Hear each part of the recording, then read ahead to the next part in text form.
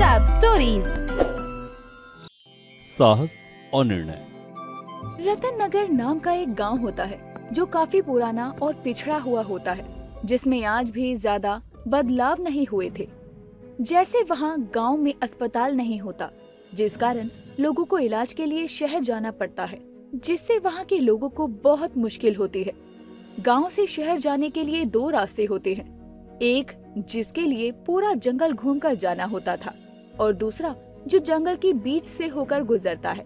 लेकिन गांव में ऐसी अफवाह फैली होती है कि उस दूसरे रास्ते पर एक पुरानी गुफा है, जिसमें एक सरकटी चुड़ैल आज तक रहती है। जो भी उस रास्ते से जाने की भूल करता है, चुड़ैल उस व्यक्ति को खा जाती है। एक दिन, हे भगवान, ये सुबह सुबह कैसी खबर सुना रहे हो तुम भोला? हाँ मन्नूलाल, मैं एकदम सच कह रहा हूँ।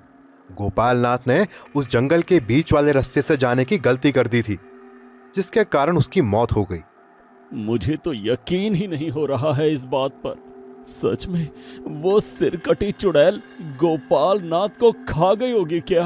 हाँ मन्नूलाल, हमें लगता है कि ये सारी बातें काल्पनिक हैं, किसी प्रकार की अफवाह है, लेकिन नहीं, यही हकीकत है। सच में उस सरकटी चुड़ैल का बसेरा उस रास्ते पर है। बाप रे बाप, मैं तो अपने बीवी बच्चों को आज ही चेतावनी दे देता हूँ कि कोई भी गलती से भी उस रास्ते से जाने की गलती मत करना। सच में गांव के सभी लोग उस रास्ते से जाने में घबराते हैं। उस गांव में राजू नामक एक गरीब लड़का अपनी माँ पल्लवी के साथ रहता है। पल्लवी का पति एक कुम्हार था, लेकिन एक दिन उसकी एक एक्सीडेंट में मौत हो गई थी, जिसके बाद पल्लवी खुद अपने हाथों से मिट्टी के बर्तन बनाकर बाजार में बेचने लगी। राजू भी अपनी माँ की इन सब में सहायता करता है।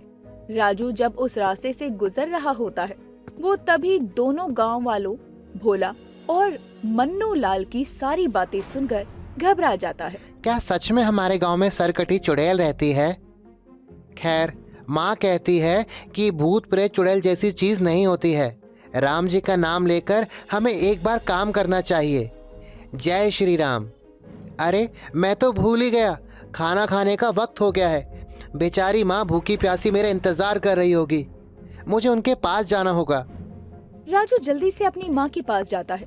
तभी वो देखता है कि उसकी माँ दरवाजे पर खड़ी उसी की राह देख रही है। कहाँ रह गया था तू राजू बेटा? कब से तेरी राह देख रही हूँ मैं। तुझे पता है ना, मुझे वक्त से तुझे खाना खिलाकर फिर से बाजार में बर्तन बेचने जाना होता है। माफी चाहता हूँ माँ, वो दरअसल मैं खेल रहा था और फिर आते हुए मैं मन्नूलाल काका और भोला काका के पास बात करने के लिए रुक गया। वहाँ बैठे बैठे मैंने सुना कि गोलकनाथ काका ने उस जंगल के बीच के रास्ते से जाने की भूल की और उनकी मौत हो गई। माँ, ये सरकटी चुड़ैल सच में रहती है क्या उस गुफा में? हाँ बेटा, गांव वाले कहते हैं कि वो इसी गांव की महिला थी और उसे इसी गांव के लोगों ने मारा था। उसकी गुफा के रास्ते से जो भी गुजरता है, वो उसका खून पी जाती है और उसको कच्चा चबा कर खा जाती है। तू भूल कर भी कभी उस रास्ते पर मत जाना, समझा ना तू? नहीं माँ, मैं उस रास्ते से भला क्यों जाऊँ? हाँ चल, अब जल्दी से हाथ मुंह धो ले, मैं तेरे लिए खाना लगा देती हूँ। ठीक है माँ। राजू और पल्लवी दोनों माँ बेटे खाना खाते हैं। वाह माँ, क्या सब्जी बनाई है! आहा, आप कमाल हो माँ, आपका कोई जवाब नहीं। चल अब ज्यादा मक्खन मत लगा और बिना बकर बकर किए खाना खत्म कर। पल्लवी गरीब होती है, लेकिन वो दिन रात खूब मेहनत करती है और अपने बेटे राजू को किसी भी चीज की कमी महसूस होने ही नहीं देती।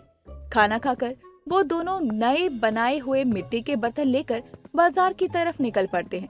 तभी रास्ते में जाते हुए उन्हें संतोष और विमल दोनों रोते हुए दिखाई देते हैं। उनके घर पर काफी लोगों की भीड़ जमा होती है और सभी कल्याणी काकी के जाने का शौक मना रहे होते हैं। हे भगवान, ये क्या कल्याणी काकी नहीं रही?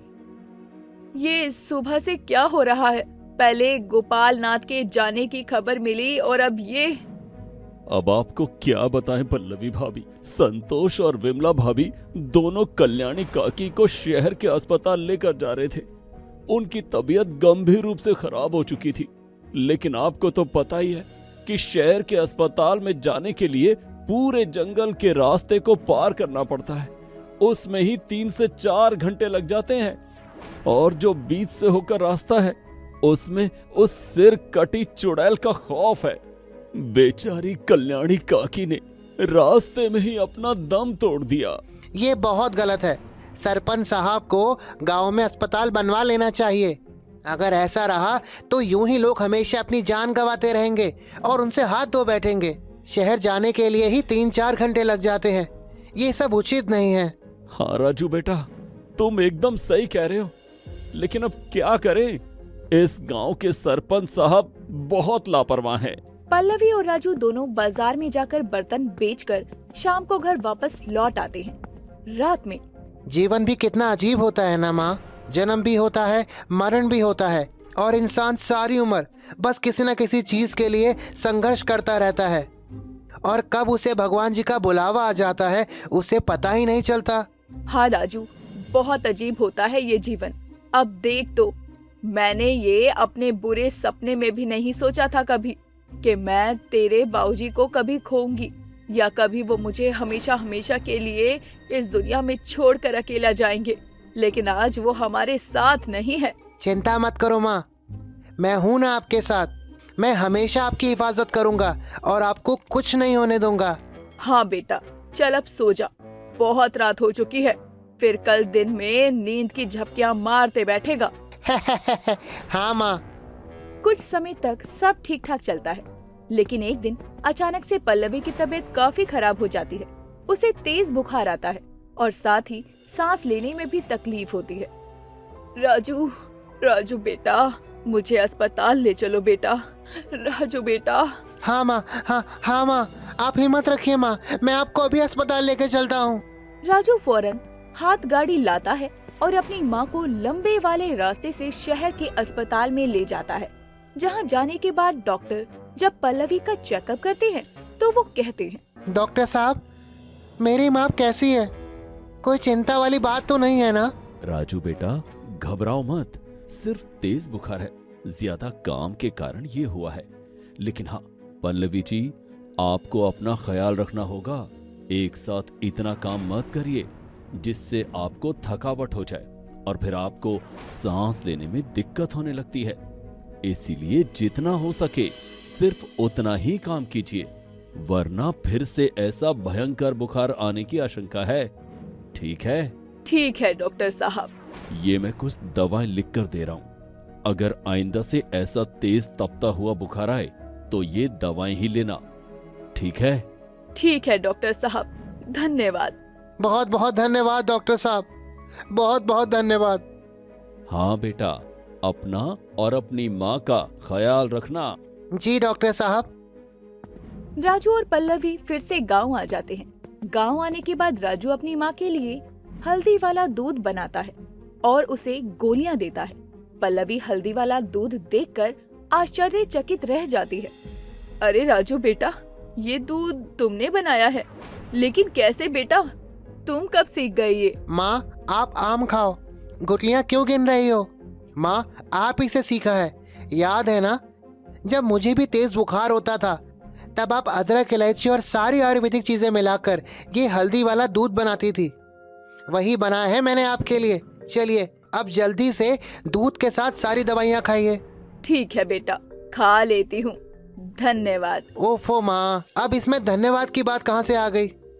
आप मेरी माँ हो और आपकी सेहत का ध्यान मैं नहीं रखूंगा तो और कौन रखेगा भला?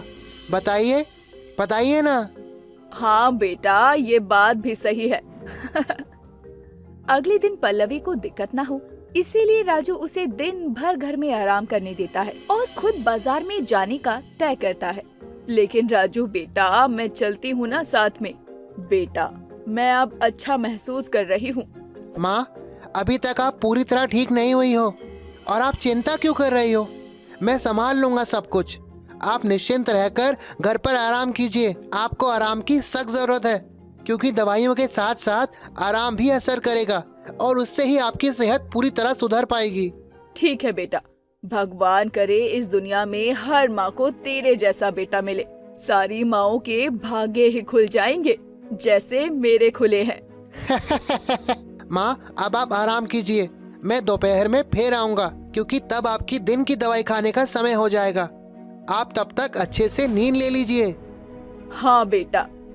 राजू बाजार में बर्तन बेचने चला जाता है।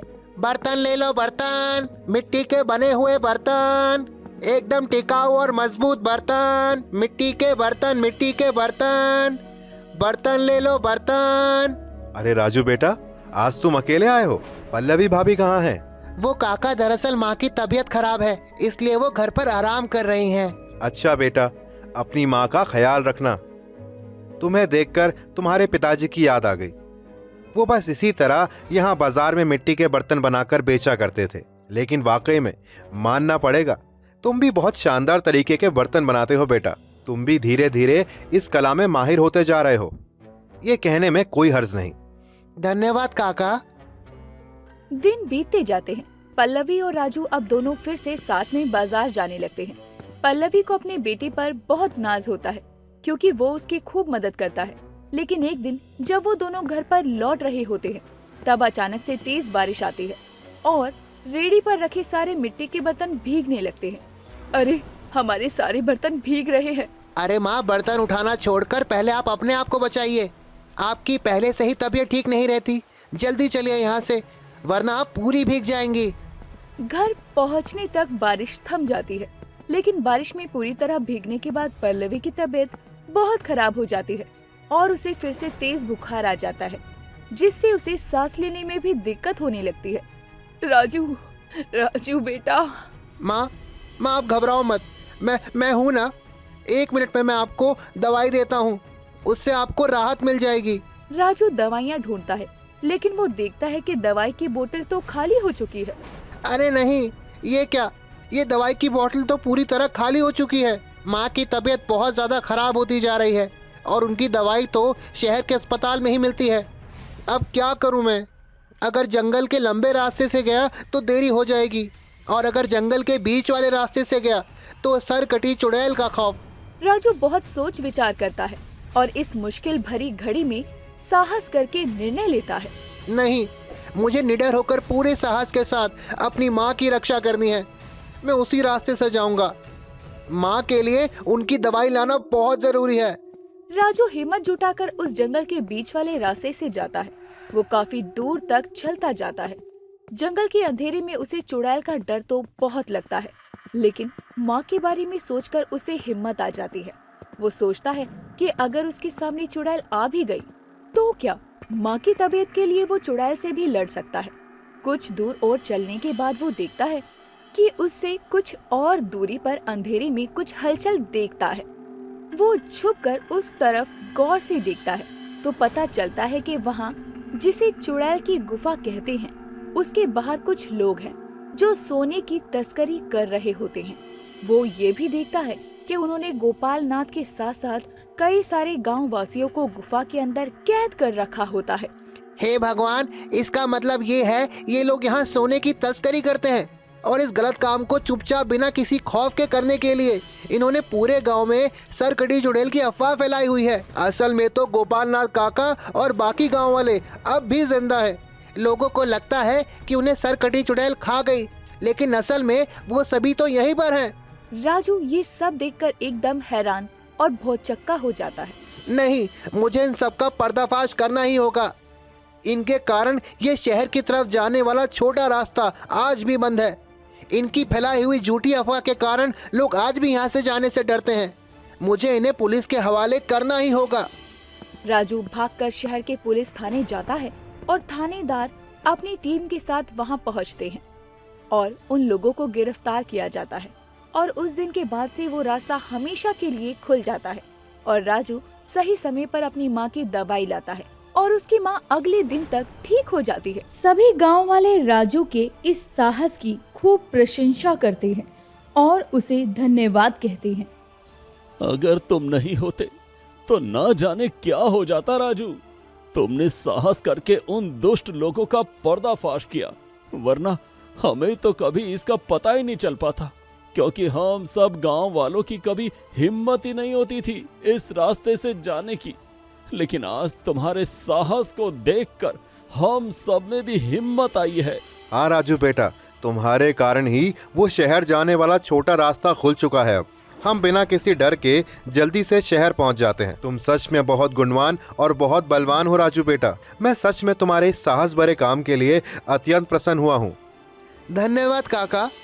और इस तरह अंत में राजू के एक साहस भरे कदम से गांव में चल रहा इतना बड़ा गैर कानूनी काम रुक जाता है। साथ ही सालों की एक खौफनाक अफवाह से भी पर्दा हट जाता है और गांव वाले एक चैन भरी जिंदगी जीने लगते हैं। कहानी से सीख, हमें हमेशा साहस के साथ अपने जीवन की परेशानियों का सामना करना चाहिए और हर एक कठिन परिस्थिति में सोच समझकर उचित निर्णय लेना चाहिए। आपको हमारी कहानी कैसी लगी हमें कमेंट करके जरूर बताएं। और साथ में अपने सभी दोस्तों को भी ये लिंक शेयर कर दीजिए ताकि वो भी इस कहानी से कुछ अच्छा सीख सकें। और हाँ, जिन्होंने अब तक हमारे टैब स्टोरीज चैनल को सब्सक्राइब नहीं किया है वो जल्दी से सब्सक्राइब कर लीजिए और बेल आइकन दबा के नोटिफिकेशन भी ऑन कर लीजिए ताकि हमारी अगली नई कहानी आपको सबसे पहले मिले।